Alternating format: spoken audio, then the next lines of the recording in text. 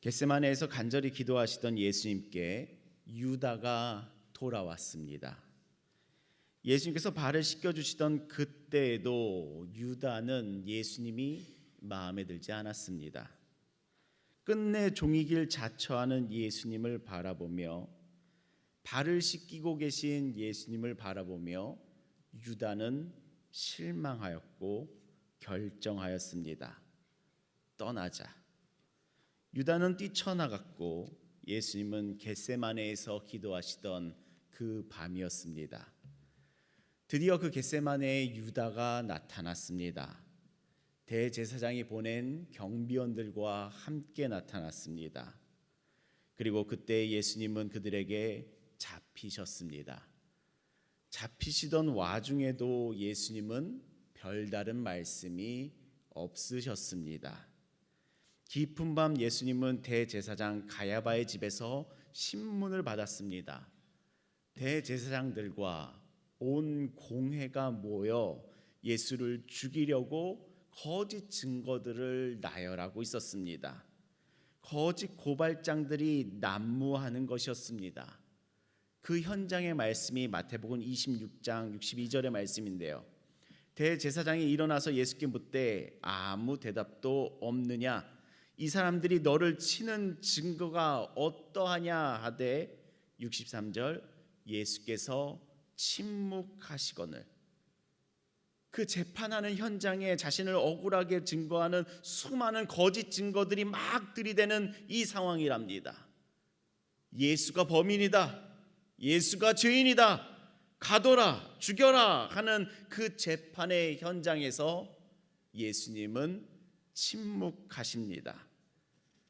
예수님은 닭이 3번 운이 로마 총독 빌라도에게 넘겨졌습니다.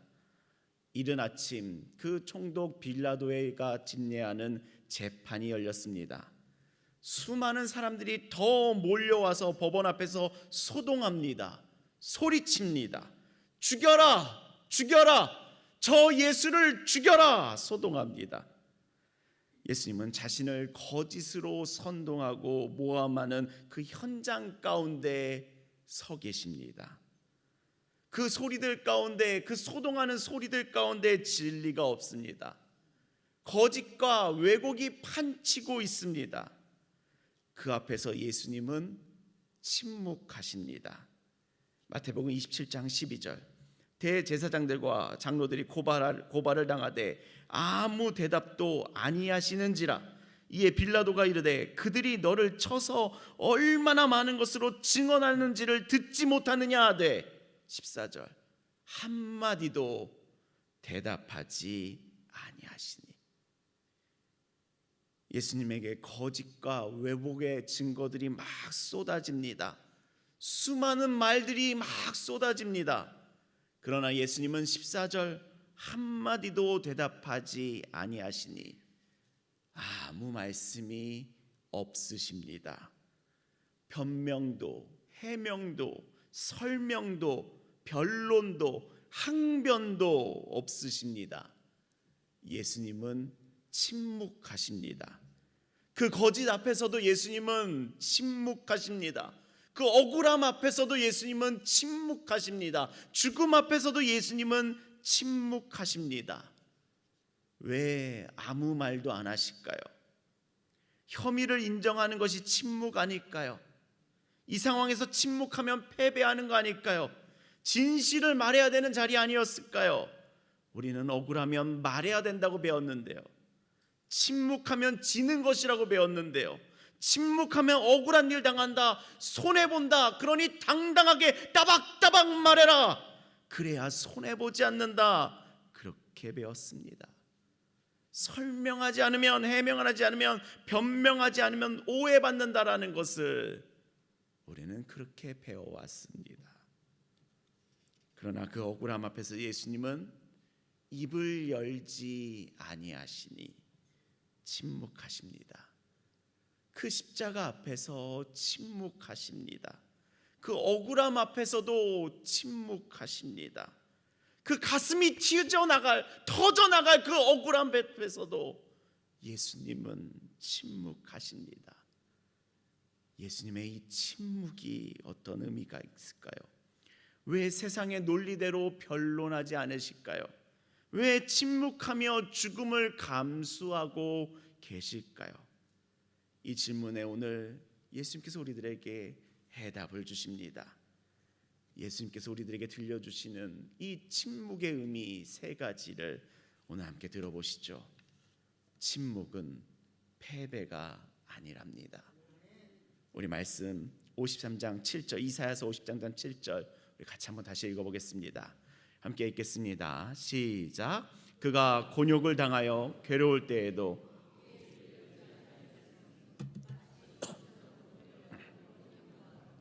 덜 깎는 자 앞에서 잠잠한 양같이 그의 입을 열지 아니하였도다. 아멘. 예수님께서는 그가 곤욕을 당하여 괴로울 때에도 그의 입을 열지 아니하셨습니다. 일반적인 대화의 자리가 아니죠. 곤욕을 당하고 괴로운 자리였습니다. 억울한 자리였습니다. 뭐든 빨리 설명하고 해명하고 자유해지고 싶은, 빨리 떠나고 싶은 그 자리였습니다. 그러나 예수님은 그 사람들 앞에서 입을 열지 않으십니다. 침묵하십니다. 이 모습을 마치 도수장으로 끌려가는 어린 양과 털 깎는 자 앞에 있는 잠잠한 양과 같았다라고 말씀은 비유하고 있습니다. 현대 이스라엘에 아직 사마리아인들이 남아 있습니다. 아수르에 의해 멸망한 북이스라엘 사람들이었죠. 그들은 아수르 사람들과 피가 섞였고 그의 자녀들은 혼혈이 되었습니다. 유대 사람들은 그 사람들을 사람 취급하지 않았습니다. 상종하지 않았습니다. 그랬던 사마리아 사람들이 아직도 극소수가 그리심산 근처에 살고 있습니다.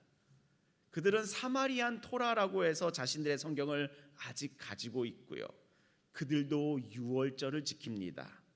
그래서 유월절 시기에 그리심산을 방문하면 사마리아 사람들이 양을 잡아 제사를 드리는 모습을 볼 수 있습니다.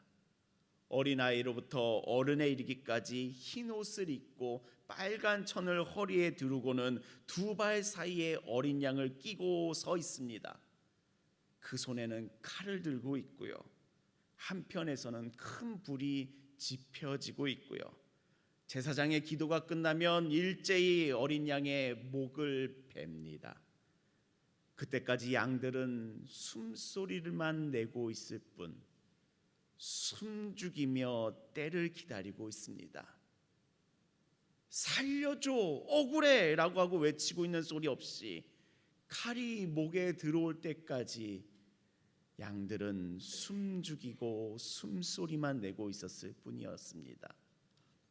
예수님께서는 그 죽음의 때, 십자가의 때를 기다리고 있는 어린 양과 같이 십자가를 앞두고 최후 변론해야 되는 이 자리에서 살려달라, 억울하다라는 외침이 아닌 예수님은 침묵하셨습니다. 예수님의 이 침묵은 아무것도 하지 않겠다라는 침묵이 아니었습니다. 예수님은 포기하였다라는 침묵도 아니었습니다. 예수님 지금 하나님 앞에 서 있던 것이랍니다.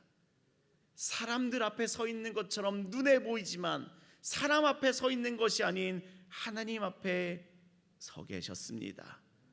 세상은 말해야 이긴다 여기지만, 세상은 설명해야 이긴다 살아난다 하지만, 하나님 나라는 하나님 앞에 서 있을 때에 승리합니다.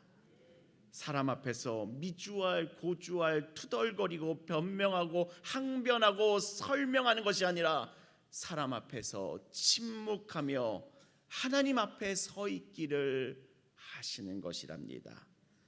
하나님 앞에서의 침묵은요, 패배가 아닙니다. 하나님 앞에서의 침묵은 오히려 영광입니다. 다윗은 사울을 죽일 수 있는 기회가 여러 번 있었습니다. 그러나 다윗은 사울을 죽이지 않았습니다. 손대지 않았습니다. 세상 앞에서는 이것이 패배이지요.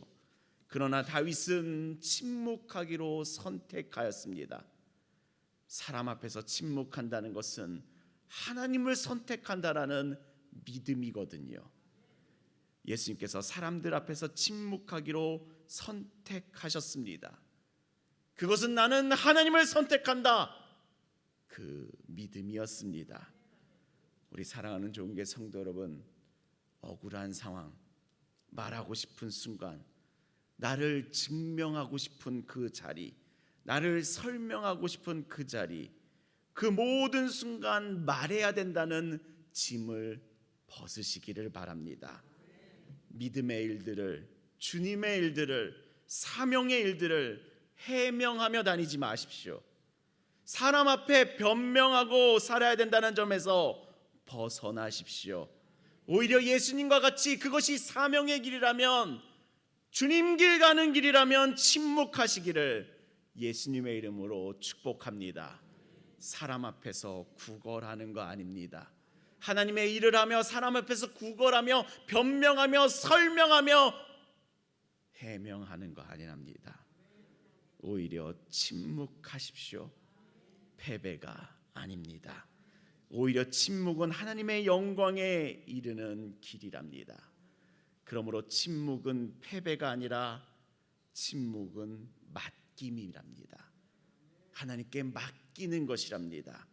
우리 53장 7절의 말씀 다시 한번 읽어보도록 하겠습니다. 함께 읽겠습니다. 시작. 그가 곤욕을 당하여 괴로울 때에도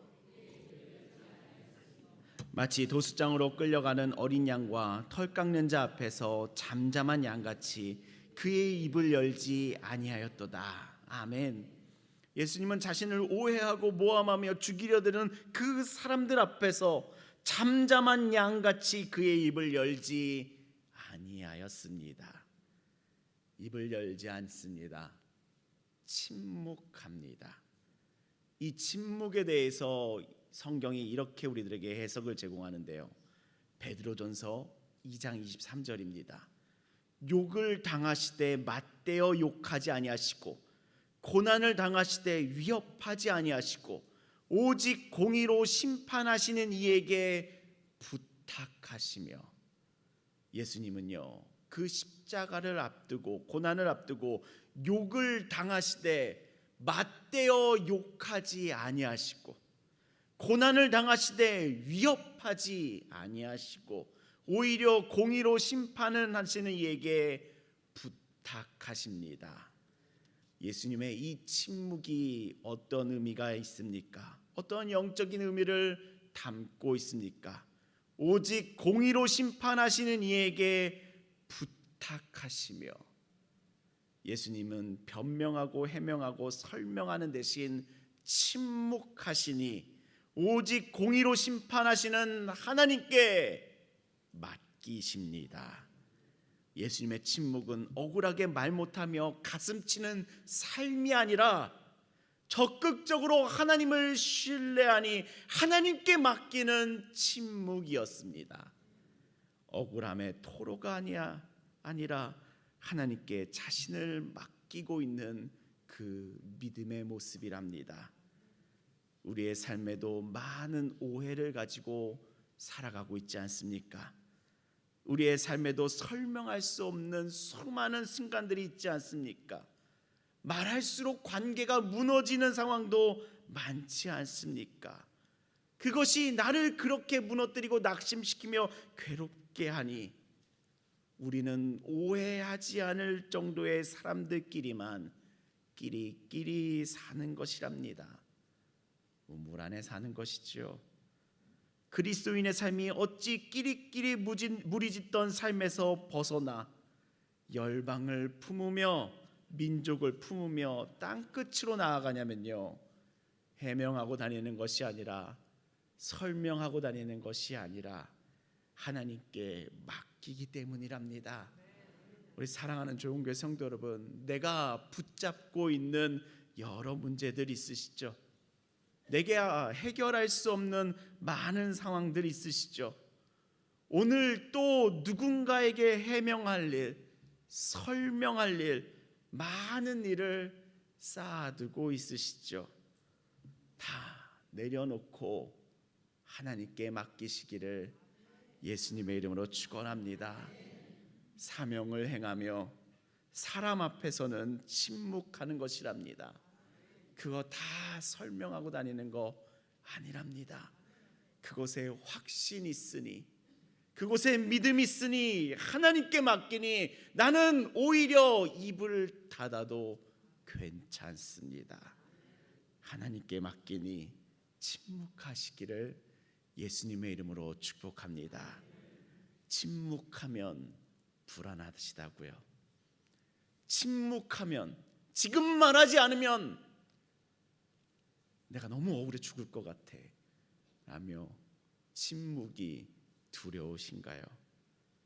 여러분들, 침묵 속에서도 하나님은 일하십니다.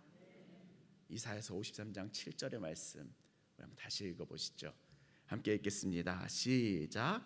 그가 곤욕을 당하여 괴로울 때에도 마치 도수장으로 끌려가는 어린 양과 털 깎는 자 앞에서 잠잠한 양같이 그의 입을 열지 아니하였도다.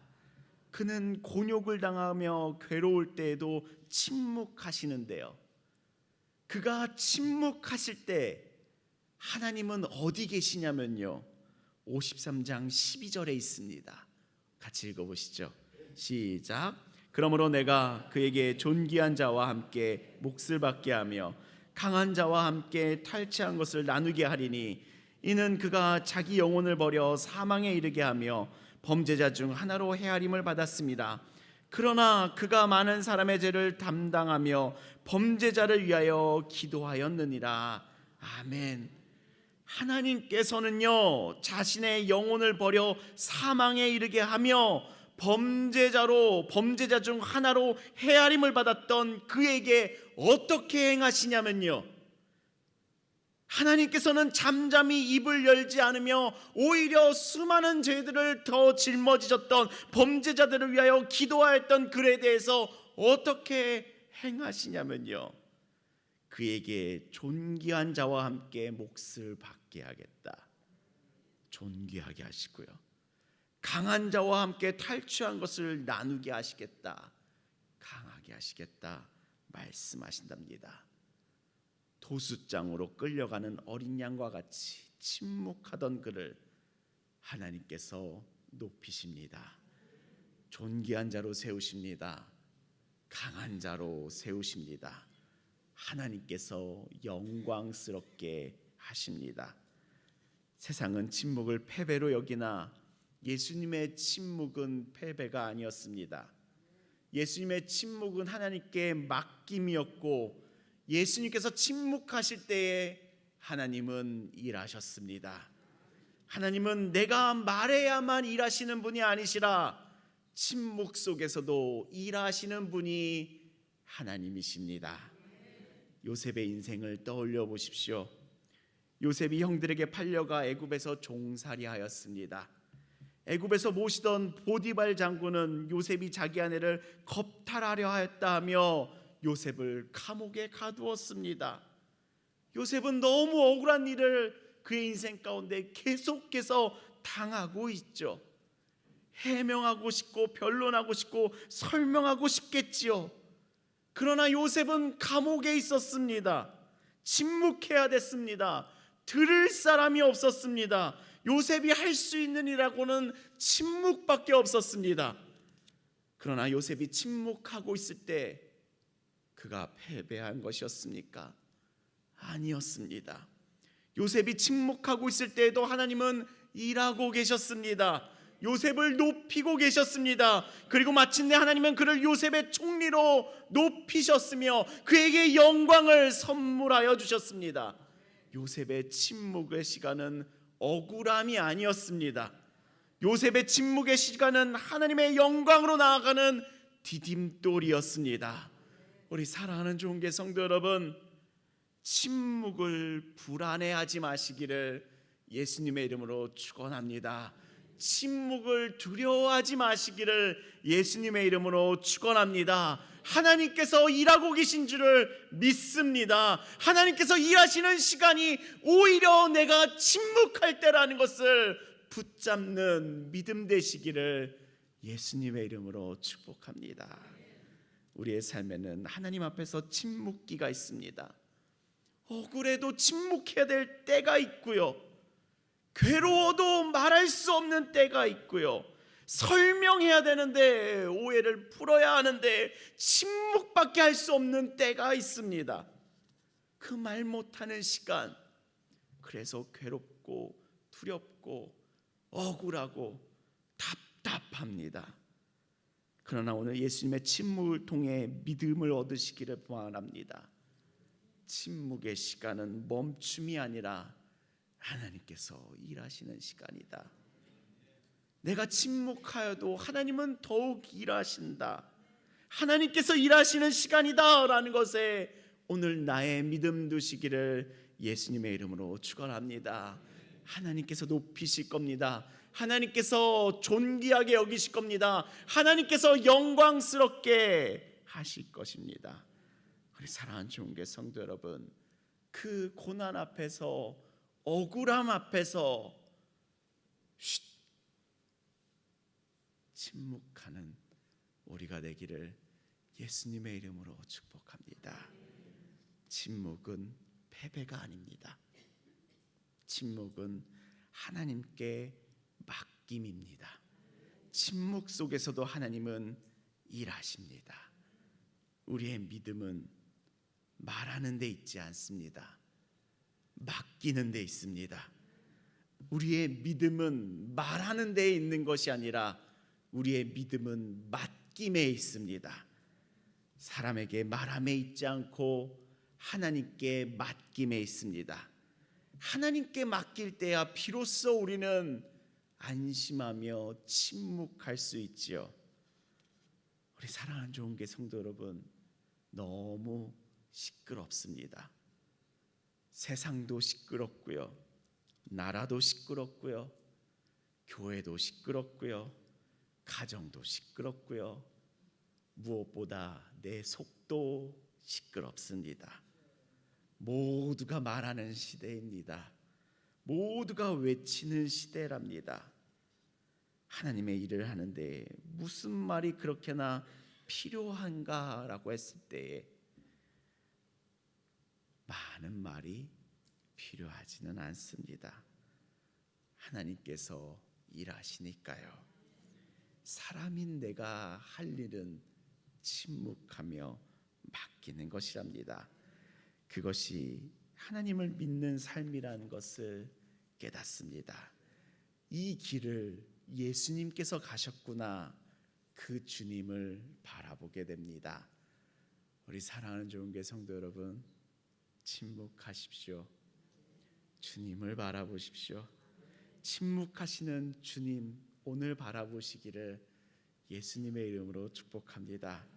하나님은 예수께서 영광에 이르게 하신 것과 같이 하나님은 당신을 영광에 이르게 하시는 분이시랍니다.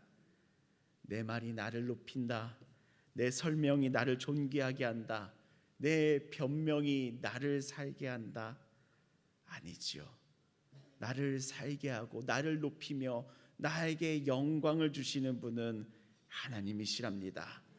그리고 그 하나님의 행하심은 내가 침묵한다고 사라지지 않습니다.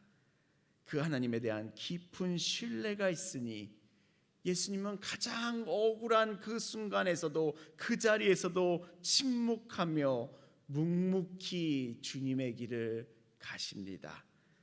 오늘 우리 주님의 모습을 바라보니 말 못할 사정에 괴로운 일이 많아도 힘겨워하기보다 침묵하시기를, 하나님께 맡김으로 침묵하시기를 예수님의 이름으로 축복합니다.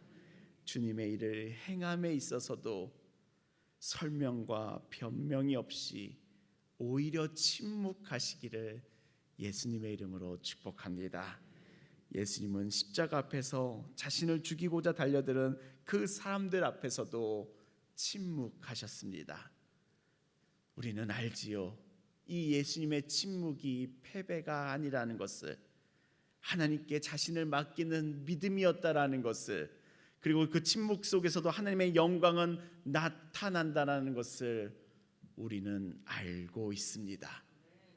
그 알미 오늘 나에게 말씀이 생명이 되어 전달되니 오늘 우리의 삶에서도 동일한 역사가 일어날 것이라는 것을 믿음으로 취하시기를 소망합니다. 그러니 오늘 나는 또 침묵하기로 선택하시는 믿음의 사람들 되시기를 예수님의 이름으로 축복합니다.